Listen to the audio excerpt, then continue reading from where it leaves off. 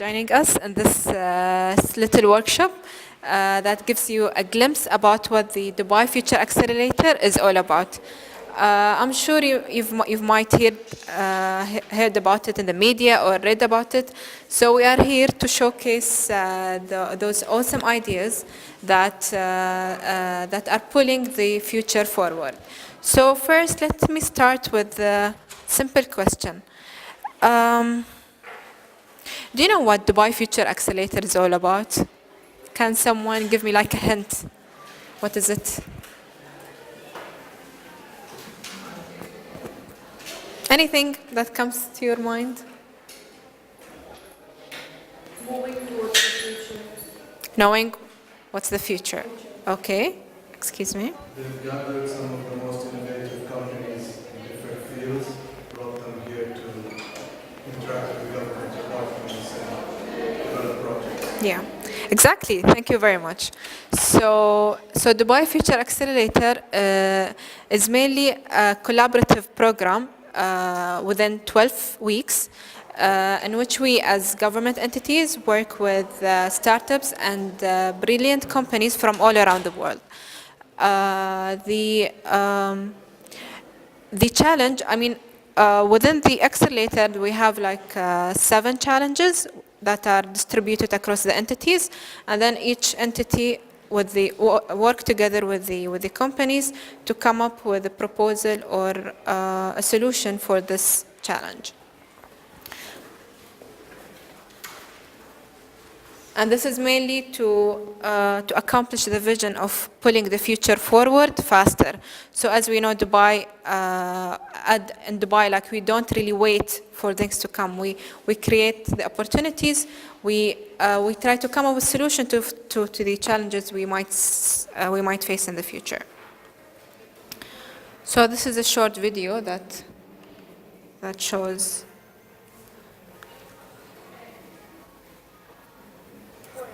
مؤسسة دبي للمستقبل ونتطلع لمرحلة جديدة تلعب فيها المؤسسة الجديدة دورا محوريا لاستشراف وصناعة المستقبل في إمارة دبي. دبي تأتي بالبنية التحتية المتطورة والقوانين التشريعية المناسبة التي تؤهلها لتكون مركزا عالميا لصناعة المستقبل على صعيد المنطقة والعالم.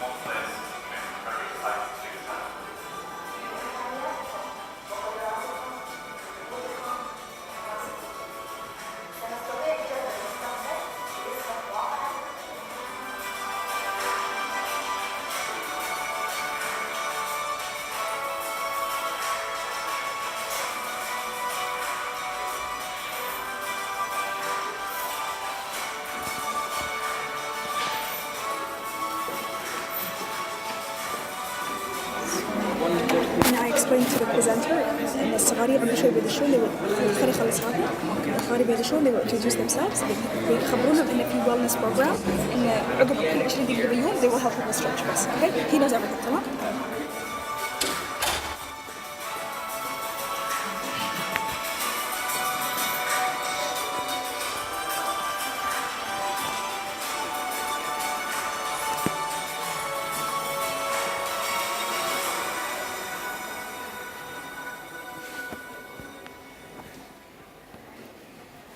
All right. So, something coming on the way. The awesome kids are. Morning. Hello. My name is Isiri and this is Nilaya, and today we're your wellness keepers. So we're going to take the time for 20 minutes, and every minute we're going to ask you to do physical stretching. But you have to be when outside and inside. are the main things happening for today. Thank you. Thank you very much.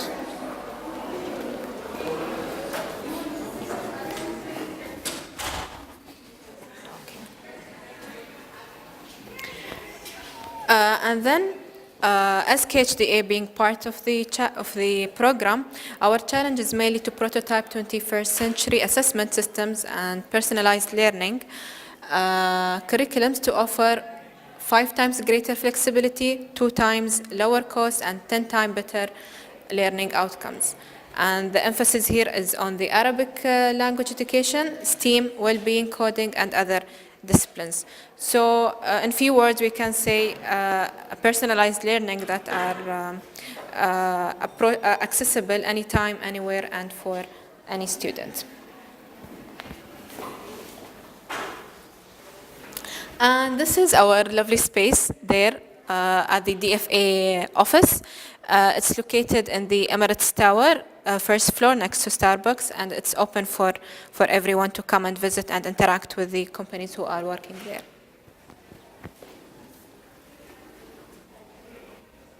Okay, and now at this phase we are almost halfway through the program, and so that's why we thought to make this little workshop for you guys to know more about the companies who are working with us.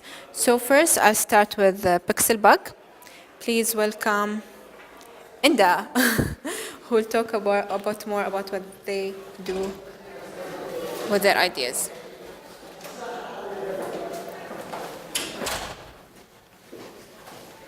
Presentation? Yep. Oh, awesome. So,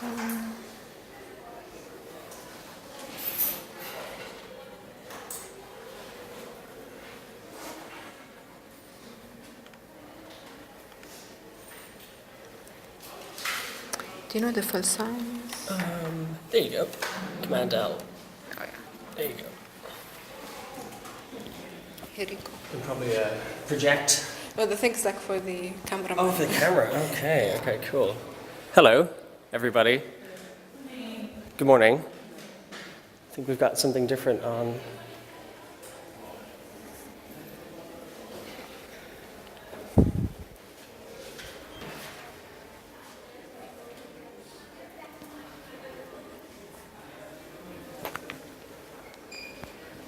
Cool. Hey, good morning, everyone.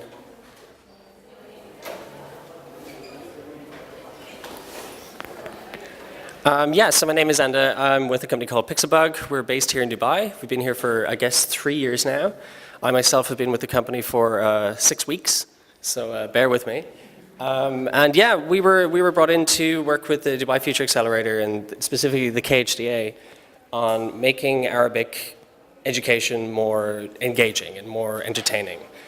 Just because we found in our time here that if you move to Dubai or you're a young child and Arabic wouldn't be your first language, maybe it's your second or your third, it's quite hard to engage with it and quite hard to sort of, you know, learn this, as it can be quite a different language to say something like German or French or Spanish.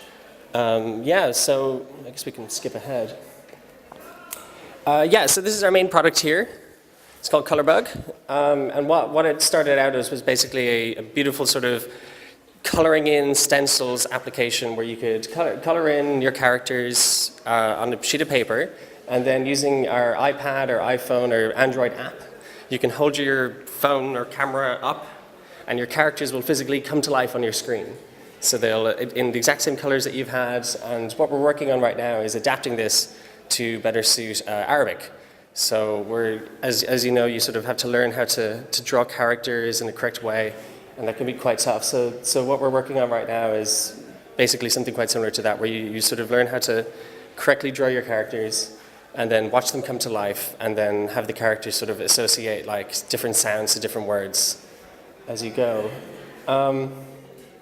Yeah, and this was, I guess, our other problem is that largely things in education either exist on a book or they exist completely digitally, but there isn't a way to sort of cross the two or have the two come together, as kids spend so much time on tablets and spend so much time on computers anyway, but then when they come into the classroom, if they're largely limited to just quite an old school way of just sheets and paper is something they're probably not even all that much used to anywhere else. How can we combine the two? And yeah, this slide largely explains the same thing. Yeah, so this is our product here. It's been going for, I guess, a year and a half now, since May. And yeah, it's been quite successful. I think we've had about 75,000 downloads individually. And the most important bit of this is that is our dwell time, which is that kids will, on average, spend about 5.5 minutes using this app. I mean, I don't have much of an attention span myself, so I think you can all agree that 5.5 minutes of someone's time is quite good. Yeah, this is an overview of the team. We're quite large. We're all based here in Dubai, in Al Quoz. Don't know if I'm saying that correctly, but that's where we're based. And yes, this is just a quote from Steve Bambury from Jess here in Dubai, which is that, yeah, his meeting with Pixelbug inspired him to start considering using augmented reality in education on a grander scale.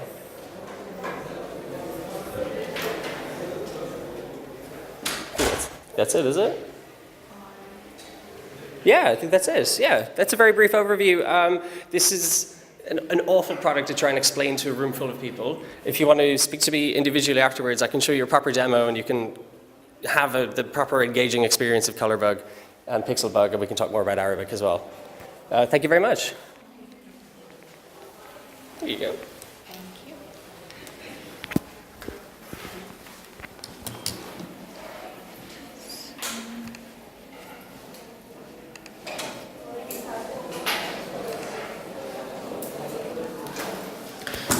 So thank you very much, Enda. So today we have Maruf from Labster as well. He'll explain more about what they do and the awesome virtual reality technology they work on. So please welcome Maruf. And then after all the presentations, you can guys interact and have more in-depth demonstration with Enda and Maruf. Okay? Did you have that video? Yeah. Hello. So, as Saja explained, I work for a company called Labster, which is based in Denmark, in Copenhagen, which incidentally is the happiest nation in the world, so it's quite convenient that we're talking about happiness today. My background is that I'm a science educator, so I did 2 science degrees and a postgraduate in science education. So something I'm very passionate about is how do we engage students and inspire them to study science and learn more about the world around them. And so the company that I work for is looking at taking what is typically the most engaging part of a degree, a science degree or of class, which is the experiment, the hands-on, the practicing, the working in the laboratory, and we're trying to make that accessible to anyone who may not have access to the equipment. So we've created these virtual laboratory simulations that can replicate some quite advanced labs and have students go into those labs in a very safe environment to practice and repeat experiments so they can learn the basic concepts around the science that they're learning in class. We're actually a team of about 65 people. We're based primarily in Copenhagen. We have an office in Bali and an office in Zurich in Switzerland. But here in Dubai, we've brought about 5 of us over with different kind of expertise to kind of look at the Dubai education system and figure out how we can integrate these types of learning experiences into the classroom. So we might skip this slide if that's all right.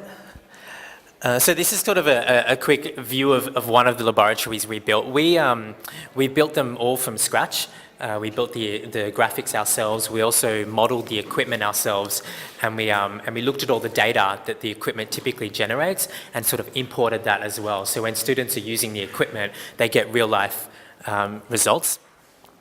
And the challenge that we're trying to approach here while we're in Dubai is really increasing learning outcomes and also engagement, because we think if students are engaged and happy and really inspired by what they're interacting with, then they're gonna learn more. So that's the primary goal for us, is to improve learning. But then also we think we can reduce the cost of teaching a high quality science course, because you can combine, as they do at an aviation school, they combine working in a virtual simulator with working in an aeroplane. We think we can combine working in a virtual laboratory with working in a real laboratory together to produce a more cost-efficient way of teaching quite an engaging subject. So we might skip this slide as well. And this is our vision. I mean, overall, the whole team that works for us is, we're scientists, we're ex-teachers, we're artists, we're programmers, and we're all kind of working towards this one goal of empowering students and democratizing science education. One of the things, the reason why the company started was when we did some investigating, and when we looked at what was happening in science overall around the world, we found that quite a lot of students that enroll in a science or engineering degree actually drop out.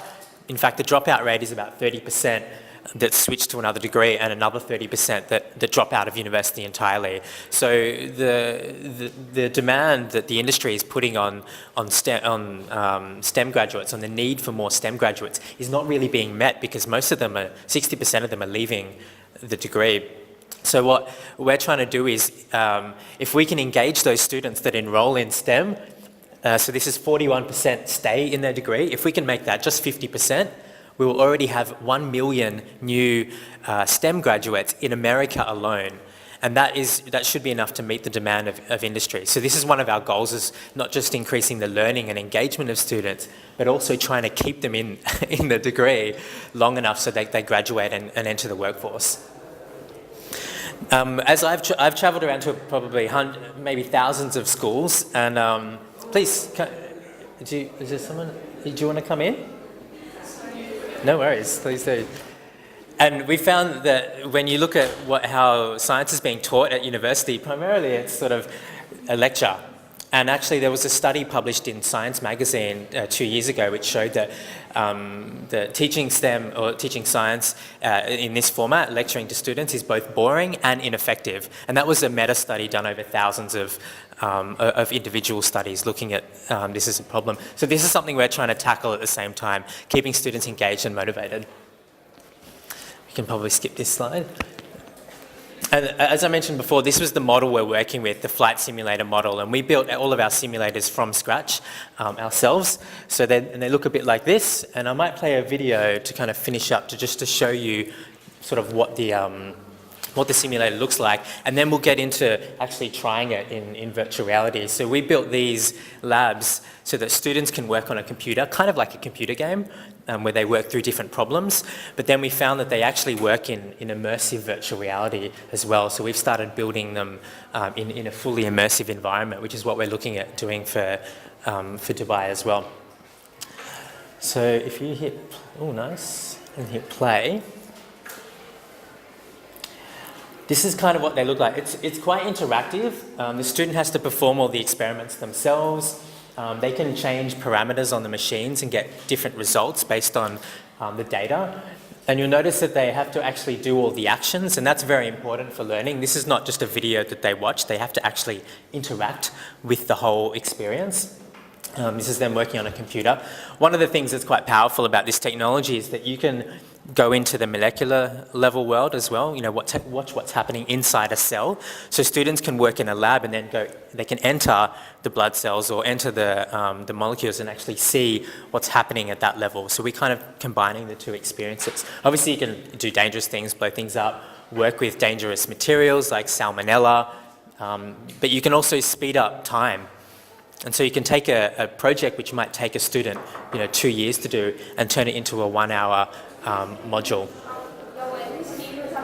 And here's the perfect time to get up and do things. I'm just going to finish up quickly one thing. One thing we do is also we build a narrative around the simulation, so that a student is actually solving a problem, a real world problem. They might be working out in the field with an engineer trying to clean up the waterways, or solving a crime scene where they're collecting DNA and then analysing the DNA in the laboratory. So that's really a kind of a hallmark of what we're trying to do, building stories and narrative around these simulations to engage the students as well. And speaking of students, there are some right here. So if it's time, let's do this. As new people join, my name is Aiziria and this is Nalaya, and we're your wellness keepers. So every 20 minutes, we're going to ask you to stand up and stretch with us for 1 minute. So it's time. Can everyone please stand Stretch up? time. I'm already standing.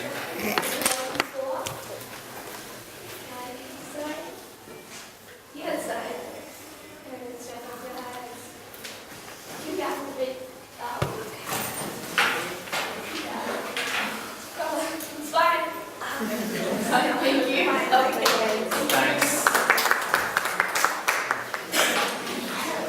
I don't know if do you have another slide? Yeah. Oh, yeah, why don't we just we'll just kind of go through.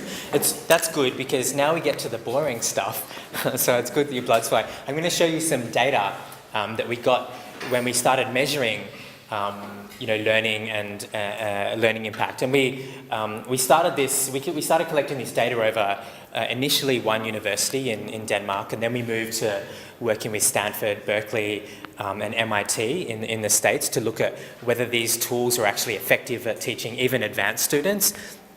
And we found, this is a study we published in Nature Biotechnology, so getting a Nature publication quite early was very good for us, but we sort of compared the teaching that was happening in Stanford, in some Boston high schools and in some European universities. We compared that with working with the simulations that we built that I showed you before, and we found that learning was almost doubled when we compared the two groups of students. And originally we tested just the impact on exam results because that was the easiest way to test it. It's not necessarily the best way to assess student skills, which I totally recognise. Now we're looking at, does this actually improve students' ability in the actual lab? So not just completing a test about the concepts, but is it making them better at doing lab works? And we're investigating that, and so far the data is showing that it's actually having a really good impact on their students' actual competencies in the lab. What was interesting is that we worked with Copenhagen University for about 3 years, and they found that they lowered their failure rate by almost half. The students were making less mistakes in the lab themselves, and they were completing the labs faster. And what this meant was that the teachers could actually re-engineer the course completely to utilise the time better, because the students were coming into class knowing what they were doing. They were aware of the equipment, how to operate it. The learning curve was much faster, and so the teachers had more time with them in the lab, and so they started changing the course to be a bit more research-based, a bit more experimental and project-based, instead of just following a series of instructions. So it had quite a nice impact on the actual design of the course too. And what I think is causing these results is it's a combination of three things that we really try and put into all of our work. One is we always put it in context. We always take a real research case, a real problem that students have to solve, because that's quite inspiring for students to work with. And then we combine it with equipment that they are not necessarily very familiar with. So there's some element of exploration that the students have to do. They get access to equipment that they only maybe see once in a typical course. And then we combine it with those molecular level visualizations that I showed before. And so we started with biology as a proof of concept. We built about 40 different simulations across different subjects, and now we're moving into kind of chemistry, physics, engineering. All of these subjects we think we can have a big impact, and that's our goal here in Dubai, is to start to look at these other subject areas and build some engaging simulations specifically around cases that students here would be inspired to work with. We might skip this one too.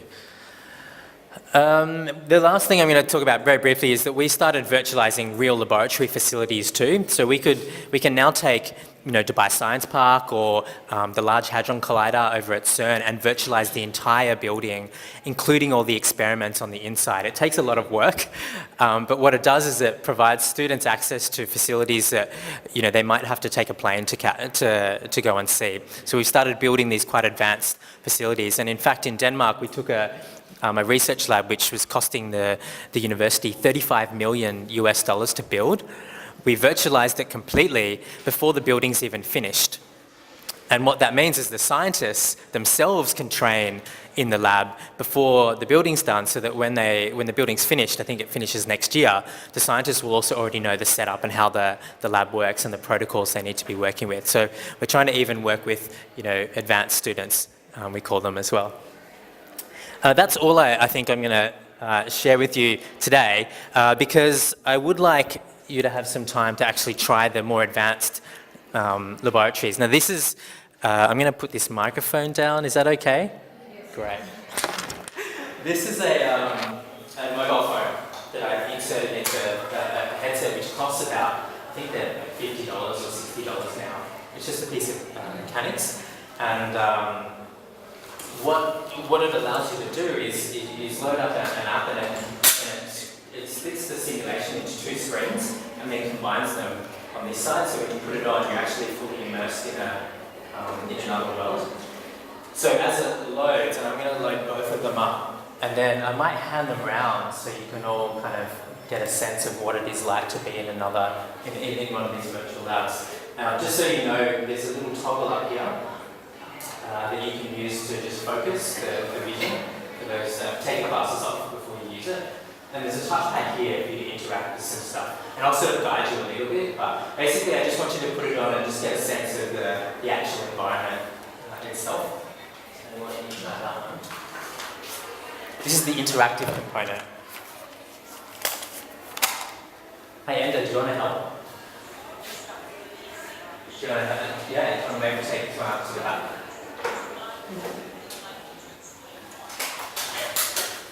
Lovely helper. So I'm going to turn the volume on actually. Do you mind if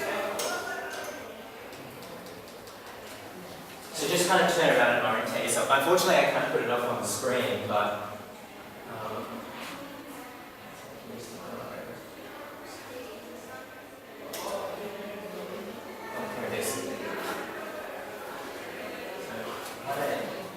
do you mind helping?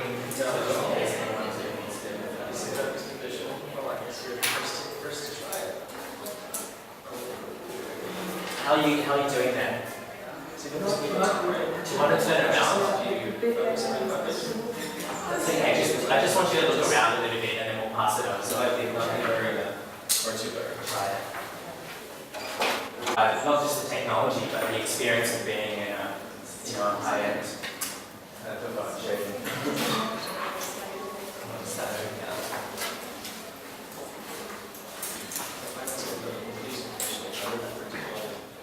These learning modules in them. And for those students that can't access it on a phone, they can just use it on their computer. It's very important just to turn your head around so you can get a sense of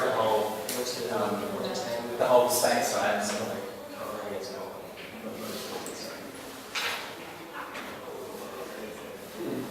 So there's an electron microscope in there, which is a multi-million-dollar machine that typically a school doesn't have access to, resonance to map imagery, and that's a machine that costs $3 million